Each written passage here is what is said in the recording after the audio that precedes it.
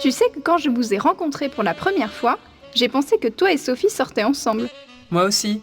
Ne me dites pas ça. Impossible. Moi et lui? Jamais. C'est mon meilleur ami. Il est presque comme mon frère.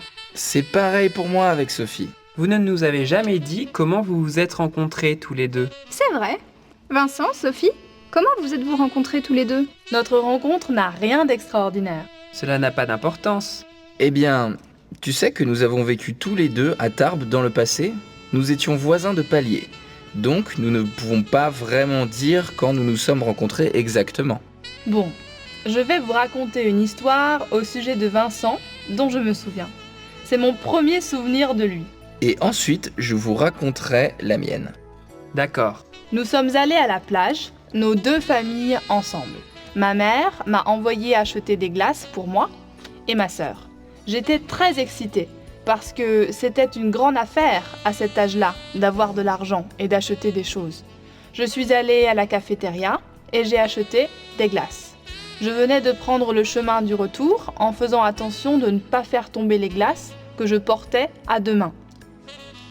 Et ce qui devait arriver est bien sûr arrivé. J'ai fait tomber une des glaces sur le sable. J'en étais traumatisée. L'horreur.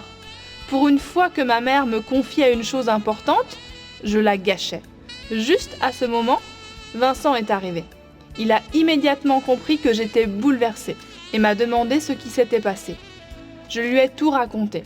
Il m'a alors acheté une autre glace avec son argent et nous avons apporté ensemble toutes les glaces à ma famille. Haha, oui, je m'en souviens.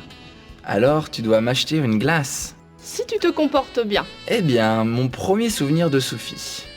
C'était quand j'ai volé un avocat sur un arbre dans la maison d'un voisin. Il m'a vu et m'a chassé. J'ai couru jusqu'à ce que je sois fatigué.